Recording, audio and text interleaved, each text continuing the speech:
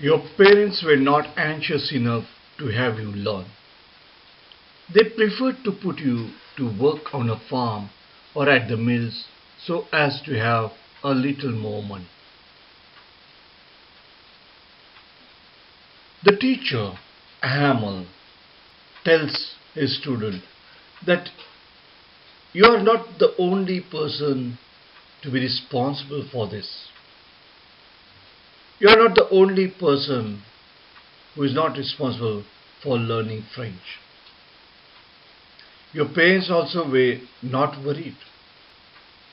They never thought that you should learn enough. They wanted you to work on a farm or at the mills so that they can earn a little more money. And I have been to blame also. Not only them, even I am also responsible. Have I not often sent you to water my plants, flowers, instead of learning your lessons? And when I wanted to go fishing, did I not just give you a holiday? And I am also to be blamed because I have sometimes sent you to water my flowers. So I asked you to work in my garden instead of learning lessons. When I wanted to go fishing, I have given you a holiday. So whom to blame? And he feels that it's not only the student to be blamed, it's everybody, parents, teachers, everybody. So there's a kind of guilt consciousness in teacher. He feels that whenever he had asked the children to water, probably felt they missed their class. They should have learned during that time. Here, the teacher is telling out of love for French language. He is telling out of the patriotism. He knows that it's going to be the last lesson. And German is imposed on these people. Then from one thing to another, young Hamel went on to talk of the French language, saying that it was the most beautiful language in the world. Now, young Hamel is overwhelmed with emotions. And here we can see the feeling that he has got for French language, love that he has got for French language. And he feels that it was the most beautiful language in the world. The French teacher Yam Hamel praises his mother tongue. And he says that French language is the most beautiful language in the world. The clearest, the most logical, that we must guard it among us and never forget it. Because when a people are enslaved, as long as they hold fast to their language, it is as if they had the key to their prison. People are enslaved as long as they hold fast to their language. It is as if they had the key to their prison. First of all, he says, French is the most beautiful language. Then he says, it is the clearest. Clarity is there in this language. The most logical. The logic is there. The most logical language. And he says, we have to guard it. We have to safeguard this language. How can we guard it? We should use that language. We have to communicate in this language. We should never forget that language. What is the significance of the language? What is the significance of one's mother tongue? It binds you together. The language unifies people together. It's the one bond that is created by language. It's the nationalism that is created by the language. It is not linguistic chauvinism that we see here. French people are the victims of linguistic chauvinism. German is imposed upon these people. Germans have shown their linguistic chauvinism. When one feels pride in one's language, when one feels superiority of his language and disregards other languages, that is what is linguistic chauvinism. Hamel says, people are enslaved as long as they hold fast to their language. It is as if they had the key to their prison. When you forget your language, when you are not able to safeguard your language, then people are enslaved. And till the time you stick to your language, you communicate in your language, till the time you guard your language, it is the key to open the prisons and to come out. It is the key to escape from the prison of slavery. So what Hamel has done here? He has praised his mother tongue, French language, as being the most beautiful, clearest and most logical language in the world. He tells the whole class to guard their language as it is the only way to free oneself from the prison of slavery. If a person knows his mother tongue well, no one can enslave him. Knowing the mother tongue well as a language is a tool to fight domination. Then he opened a grammar, read us our lesson. Then he started grammar lessons. I was amazed to see how well I understood it. When you are keen to learn, you will understand everything. And now we can see the keenness in France. Why he didn't understand earlier the participles? Because he was not keen. He wanted to bunk the class. He wanted to remain outside. He wanted to enjoy the beauty of the nature. But now there's a keenness because he knows that it's going to be the last lesson. And it's going to be the last class in his mother tongue. And he's going to miss the teacher too. All he said seemed so easy, so easy. When you concentrate, when you focus, when there's a keenness, when there's interest, then definitely everything becomes easy. And when it is difficult, when you are not very keen to learn.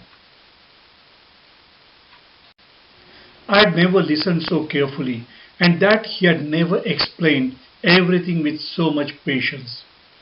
Here the narrator says that he had listened to him very carefully, and not only that, even the teacher, M. Hamel, had explained with lot of patience.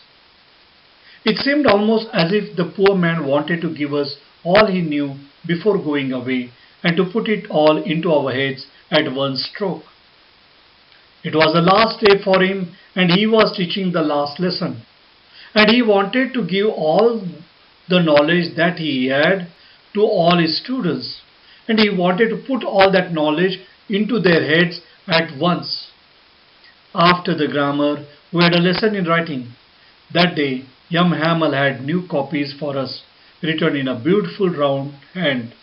France, Alsace, France, Alsace. They had a grammar lesson, and after that, he took up a lesson in writing. So in order to improve the writing skills, he had taken up that lesson, and here he had brought with him new notebooks.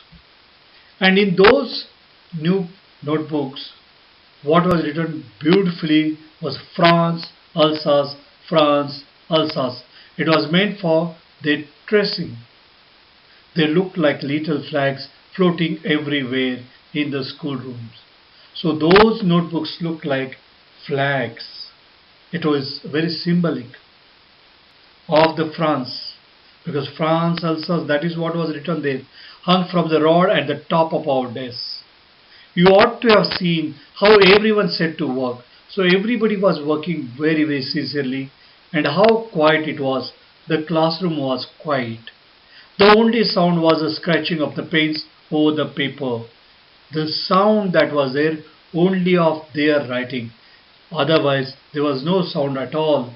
Everybody was writing sincerely and seriously. Once some beetles flew in. The insects came inside. Nobody paid attention to that. Not even the littlest ones who worked right on tracing their fish hooks as if that was French too. On the roof, the pigeons cooked very slow, and I thought to myself, will they make them sing in German, even the pigeons? Now here, the French people are imposed with German language, and they are treated like animals. And here he refers to them, pigeons, birds. He says, will they force the pigeons to coo in German language, to sing in German language? Whenever I looked up from my writing, I saw young Hamel sitting motionless in a chair and gazing first at one thing, then at another, as if he wanted to fix in his mind just how everything looked in that little schoolroom.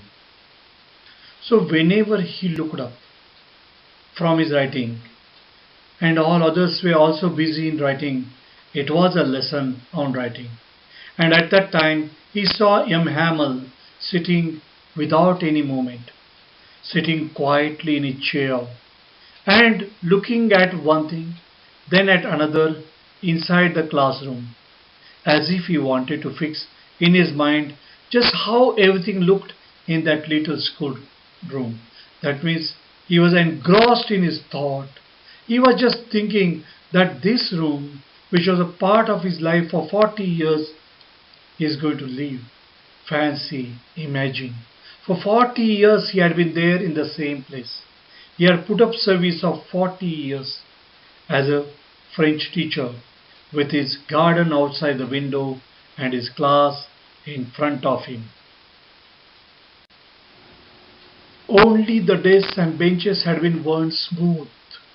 The walnut trees in the garden were taller, and the hopvine that he had planted himself twined about the windows to the roof. The narrator is explaining, when the children are busy in writing, when the lesson on writing is going on, the teacher is sitting quietly on the chair, and he is looking at each and everything there, one after the other. And at that time, the writer feels only the desks and benches had been worn out over the period, but he has remained there for 40 years. He has not changed himself. The walnut trees in the garden, they have grown taller. The hopvine, the creeper that he had planted himself, that has twined about the windows to the roof. The nature has changed, but he has remained there. How it must have broken his heart to leave it all, poor man. He was feeling pity on him. And how he must have felt broken, heartbroken, because he had to leave. He was forced to leave, to hear his sister moving about in the room above. So upstairs, his sister was packing their things, packing their trunks, for they must leave the country next day. All the French teachers were asked to leave, they were forced to leave, and they had to leave. This country, one time, it was theirs. But he had the courage to hear every lesson to the very last. But he had the courage. He wanted to listen to each one of his students. After the writing, we had a lesson in history. So first he started with grammar, then he came to writing, then he started a lesson in history. And then the baby chanted there, ba, be, bi, bo, boo. Down there at the back of the room, old Hauser had put on his spectacles. Now Hauser was wearing spectacles and holding his primer in both hands spelled the letters with them. So he wanted to learn. Though he was an old man, he was there holding his primer, holding the basic reader and spelling the letters. You could see that he too was crying.